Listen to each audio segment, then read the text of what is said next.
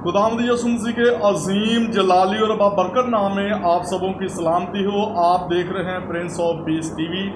Doctor Francis Gill, vice chairman Prince of peace TV, आपकी खिदमत में हाजिर हूँ प्रोग्राम हेल्थ केयर के साथ। और हम खुदा की शुक्रगुजारी करते हैं कि प्रिंस ऑफ पीस टीवी के हेड ऑफिस में आज हमारे साथ बहुत ही काबिल एहतराम मेहमान शख्सियत मौजूद हैं। हमारे साथ भाई नदीम इकबाल डोगरा साहब मौजूद हैं। जी भाई नदीम, हम आपको वेलकम कहते हैं प्रिंस ऑफ पीस टीवी पर प्रोग्राम हेल्थ केयर में। तो नाजरीन, किसी दानश्वर ने क्या ही अच्छी और खूबसूरत बात कही है कि हेल्थ इज़ वेल्थ, तंदुरुस्ती हज़ार नेमत है। और भाई नदीम, मैं समझता हूँ कि तंदुरुस्ती हज़ार नेमत नहीं बल्कि ये तो लाखों नेमत है। ये खुदा की एक बड़ी बख्शिश है जो खुदा मुफ्त में हमें फराहम करता है। हम खुदा की शुक्रगुजारी करते हैं। तो कलाम खुदा में लिखा है कि ऐ प्यारे, मैं चाहता हूँ कि तू तंदुरुस्त रहे। खुदा नहीं चाहता कि हम बीमार रहें, खुदा चाहता है कि हम तंदुरुस्त रहें, हमेशा उसकी शुक्रगुजारी करें। आज हम देखेंगे कि खुदा का कलाम हमें इस हवाला से किस तरह से गाइडलाइन फराहम करता है। हम भाई नदीम के साथ मिलकर एक कलाम खुदा में से रेफरेंस तलावत करेंगे और फिर उस पर चंद लम्हात के लिए गौर करेंगे। जी, आज के इस खूबसूरत वक्त में मेरे अजीज़ों, आपके लिए मुक़द्दस यूहन्ना की किताब में से और उसका 4 बाब चंद आयात आपके सामने। पस वो फिर काना गलील में आया जहाँ उसने पानी को मैं बनाया था, और बादशाह का एक मुलाजम था जिसका बेटा कफरनहूम में बीमार था। वो ये सुनकर कि यस्सु यहूदिया से गलील में आ गया है, उसके पास गया और उससे दरख्वास्त करने लगा कि चल मेरे बेटे को शिफा बख्श, क्योंकि वो मरने को था।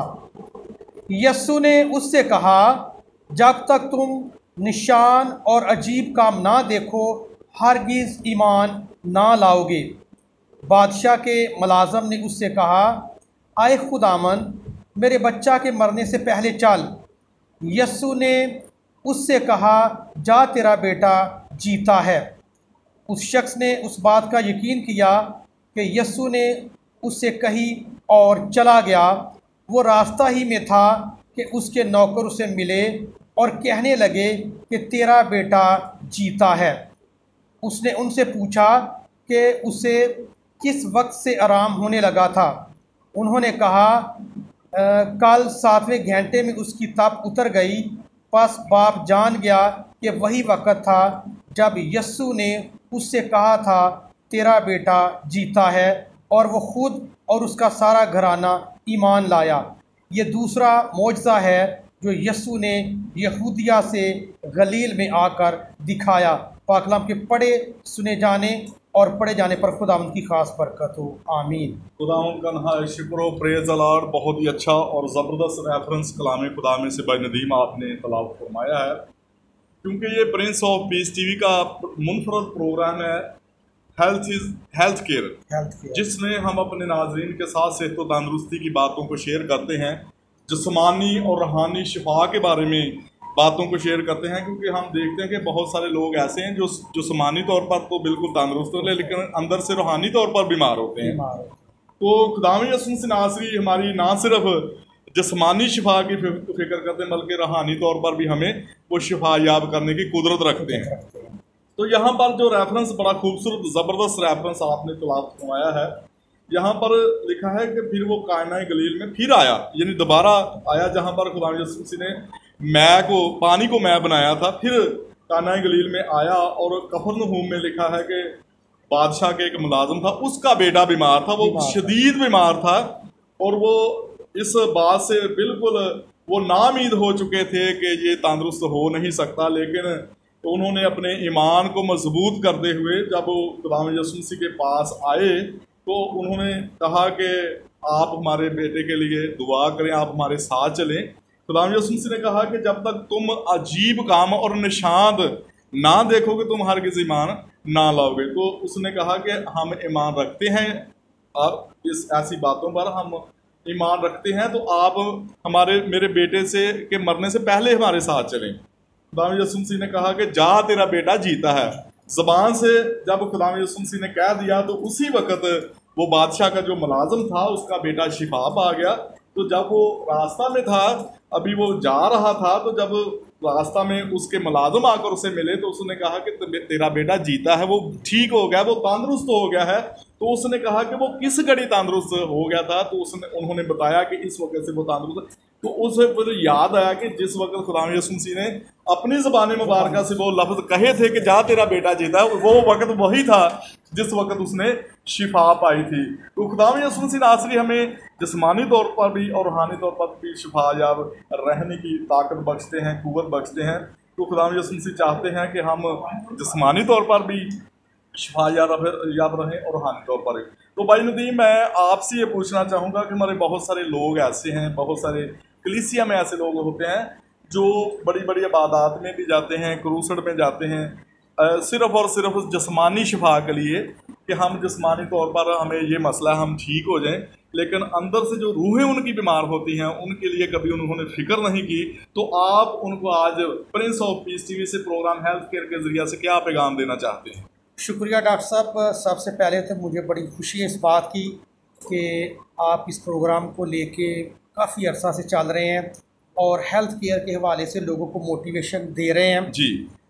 अगर हम बाइबल मुक़द्दस को पढ़ें तो खुदावंद यीशु अल मसीह का जो ज़मीनी सफ़र था जी, उसमें खुदावंद यीशु अल मसीह ने बहुत सारे मौजज़ात किए हैं। इसके मानी ये है कि यीशु कभी भी किसी को बीमार देखना नहीं चाहता था। बिल्कुल ऐसे। यीशु मसीह नासरी ने, अगर हम अनाजील का मुताला करें जी, और इसमें जगह ब जगह जो है मौजज़ात का जिक्र है, तो खुदावंद यीशु अल मसीह ने बड़े लोग, जो कोई 12 सालों से बीमार था, कोई 10 साल से बीमार था, और कुछ कोढ़ी थे जिनको लोगों ने बिल्कुल बेदखल कर दिया था मुआशरे से, उनको मुआशरे से कट कर दिया था कि आप यहाँ पर नहीं आ सकते। तो खुदावंद यीशु अल मसीह ने उन कोढ़ियों को शिफा से भर दिया। जी, बिल्कुल ऐसे। 12 सालों से बीमार औरत को शिफा से भर दिया। और जो भी लोग खुदावंद यीशु मसीह के पास आए वो कभी खाली नहीं लौटे। इसके मानी है कि यीशु मसीह सिर्फ़ और सिर्फ ज़िंदगी और मौत का सरचश्मा सिर्फ यीशु है। ज़िंदगी का इख्तियार सिर्फ यीशु के पास है। दुनिया में हम बहुत सारी बुक्स पढ़ते हैं, बहुत सारी किताबों का मुताला करते हैं, लेकिन बाइबल मुक़द्दस को जब भी हम पढ़ते हैं तो हमें इस बात की तरफ ये इशारा मिलता है कि सिर्फ़ पूरी कायनात में यीशु मसीह नासरी जो है उसके पास ज़िंदगी का इख्तियार है। वो एक, जब ये जो था ग़ुलाम था, इसका बेटा जो था वो बड़ा बीमार था, लेकिन ये देखिए यीशु मसीह नासरी ने कहा कि तेरा बेटा जो है वो जीता रहा। यानी इतनी बड़ी बात कि यीशु सिर्फ अपने मुंह से क्या ही देता था तो लोग शिफा पा जाते थे, मुर्दे ज़िंदा हो जाते थे। इसके मानिए कि यीशु मसीह नासरी पूरी कायनात में सबसे बड़ी ताकत है। बिल्कुल, उन्होंने कहा कि ज़मीन व आसमान का कुल इख्तियार मुझे दिया गया है। सारा इख्तियार यीशु मसीह नासरी के पास है। लेकिन हमारे लोग जब क्रूसड में जाते हैं, बड़ी बड़ी इबादत में जाते हैं, तो वहाँ पर वक्ती तौर पे शिफा लेते हैं, लेकिन वो बाद में यीशु को छोड़ जाते हैं। बिल्कुल ऐसे ही। वो दुआ नहीं करते, वो बाइबल नहीं पढ़ते, वो यीशु मसीह नासरी को वक्त नहीं देते, तो फिर किस तरह वो शिफा जो है वो कायम व दायम रह सकती है? आर्जी शिफा मिलती है, वो आर्जी शिफा है। और खुदावंद यीशु मसीह तो हमें जो है वो रूहानी और दूसरी दोनों तरह की ब्लेसिंग्स देना चाहता है। बिल्कुल ऐसे ही है। बाद दफ़ा ये होता है कि हम वक्ती तौर पे जो है शिफा पा जाते हैं, लेकिन हम गुनाह की वजह से दोबारा उसी बीमारी में मुब्तला हो जाते हैं, तो फिर हमारी रूहानियत भी ख़राब हो जाती है, जिस्मानी बरक़ात भी ख़राब हो जाती हैं। इसके मानिए कि जब तक हम यीशु को अपनी ज़िंदगी में जगह नहीं देंगे, जब तक हम कलाम को अपनी ज़िंदगी में जगह नहीं देंगे, जब तक हम इन मौजज़ात को हकीकी तौर पर रिसीव नहीं करते, हम कभी भी जो है वो सही और बामानी शिफा नहीं पा सकते। तो मेरी नाज़रीन से गुजारिश है, प्रिंस ऑफ पीस टीवी जो कि हमेशा ही एक अच्छी खिदमत करने जा रहा है, इस प्रिंस ऑफ पीस टीवी के रेफरेंस से कि हमें मजबूत ईमान के साथ इबादत में शामिल होना चाहिए और कभी भी यीशु का पलड़ा जो है उसको छोड़ना नहीं चाहिए, बल्कि हम हमेशा यीशु के साथ जितना ज़्यादा हम अटैच रहेंगे उतनी ज़्यादा हमारी बरकत, हमारी शिफा और हमारी रूहानियत बहाल रहेगी। जी, बड़ी अच्छी और ज़बरदस्त भाई नदीम आपने बात कही है कि हमें ईमान में मजबूत होना है, और कलाम में भी लिखा है कि बगैर ईमान के उसे पसंद आना नामुमकिन है। तो हम इसी से रूहानी तरक्की कर सकते हैं कि हम ईमान में मजबूत हों।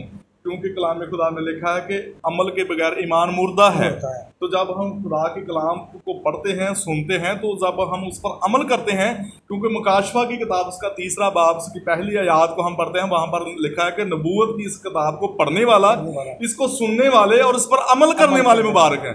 तो हम मुबारक उसी वक्त ठहर सकते हैं जब हम खुदा के कलाम पर अमल करेंगे। तो भाई नदीम, आपको पता है कि हम हर प्रोग्राम के आखिर में हम अपने नाजरीन को एक टिप्स भी देते हैं कि किस तरह से उन्होंने जस्मानी तौर पर शिफायाब रहना है। तो आज की tips Prince of peace TV के तवज्जुह से हेल्थ केयर प्रोग्राम में यही है कि अगर नाजरीन आप में से किसी को कब्ज़ का कोई मसला है, तो उसके लिए आज की टिप्स यही है कि आप नहार में एक सेब खा लिया करें, ऊपर से थोड़ा सा पानी पी लिया करें, तो ये कब्ज़ का मसला आपको नहीं रहेगा। तो खुदावंद आपको बड़ी बरकत है भाई नदीम। हम आपके मशकूर ममनून हैं प्रिंस ऑफ पीस टीवी को वक्त देने के लिए। नाज़रीन, इसके साथ ही हमारे प्रोग्राम हेल्थ केयर का वक्त खत्म हुआ चाहता है। फिर मिलेंगे नए प्रोग्राम में नई मेहमान शख्सियत के साथ। उस वक्त तक दीजिए हमें इजाज़त। God bless Prince of peace TV, God bless all of you, God bless Pakistan. Pakistan जिंदाबाद। देखते रहिए प्रिंस ऑफ पीस टीवी।